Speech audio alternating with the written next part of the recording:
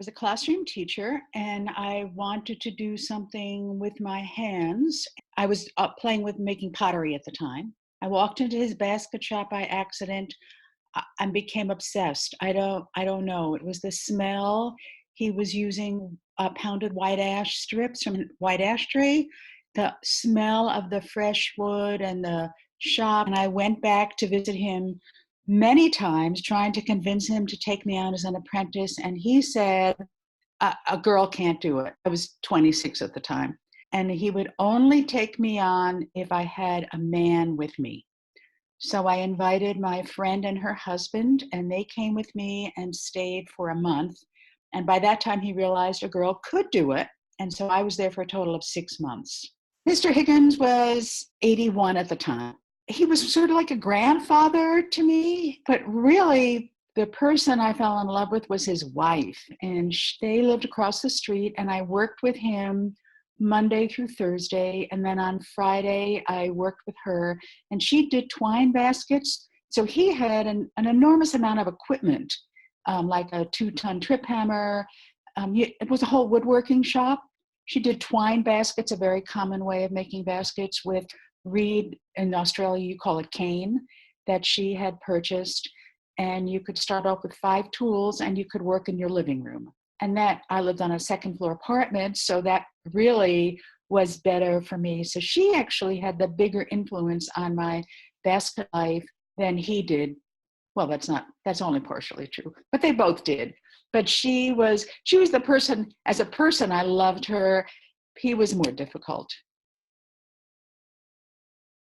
I work with recycled materials, clothing and fabric and bags. I work with painted paper, a heavy cotton paper. I work with sand. I work with encaustic and wire. I love materials, and I love to figure out how to use materials and how to put them together. I love to construct 3-dimensional forms. Any material is fair game.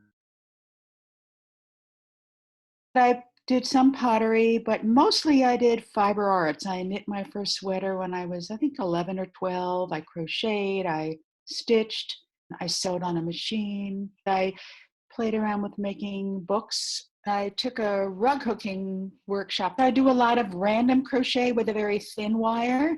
Sometimes I combine the wire with other thread, cotton threads and ribbons. I did a whole series of hanging 3-dimensional pieces where I would do an armature of wire, of a strong wire, and then crochet over the surface of it.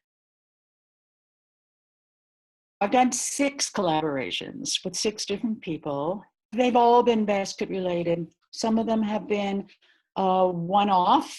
For example, I worked with a woman named Cindy Lair, who was the production manager at Shack Spindle and Loom Company in Colorado. And she took all the old discarded belts from the belt sander, and we made a giant basket out of that. That was sort of a one-off thing. With Deirdre, we did 2 shows together, so we did 20 pieces. I collaborated with a glass blower named Josh Birnbaum, and we had a museum show together. I enjoy the process of working together and playing off each other's ideas to come up with something that you want to do that on your own you wouldn't have thought of. And it's also a challenge to learn the other person's processes and how to put them all together. I really like collaborating. I've learned a lot. So I started basketry in 1975, and for 13 years I did functional baskets of natural materials. And then I got bored and wanted to work with color and wanted to do other things. It was a problem to be accepted. In 1990, I learned that I could use a heavy paper to make baskets. Part of the way I support myself is through teaching. So I started offering classes in paper, and nobody wanted to sign up at first. People said, paper? Who wants to make a basket out of paper? Now my students are teaching, and probably the students of those students are teaching with paper.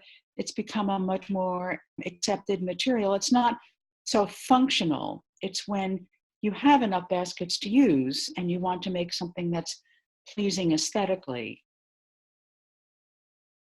The main thing are the people that I've met. I've gotten to travel and share skills in developing countries. I had a piece accepted at the Textile Museum in DC, and they used my image for their cover brochure and for advertising, and that was such a thrill. That was maybe the best thing. A couple of years ago, the National Museum of Scotland in Edinburgh purchased one of my pieces. I sent that. It was called Shelter. Last year I was teaching in London and had a few days off and took the train up to Edinburgh and visited my piece in the museum. That was really exciting. I started making pieces based on painted houses in northern Ghana and Burkina Faso. There's a man in Boston, and he said, "Oh, that looks like the painted houses in northern Ghana." And I said, "That's what they are. They are meant to be that." And he said, "If you come back to Boston, I will introduce you to someone who might be interested in having you come and volunteer with her program." So that was my first trip. We were doing paper making and book arts there. I was really disturbed by the trash, and particularly plastic bags. And so my goal was to go back there and figure out how to use plastic bags and teach them to use these materials and to be able to sell them, to develop a marketing plan. I did my first national craft show in 76. It was very different then. There were like only a few craft shows around, and anyone who wanted crafts came to those craft shows. And now craft shows are a dime a dozen. You know, I used to be able to support myself selling my work. And then 2008, the stock market, the little mini recession happened. Things changed. So in 2008, I started teaching more and being more aware that I was supporting myself more from teaching than selling my work. Now it's sort of a mixture of both. You follow your passion and you follow your dream. It's been a great ride.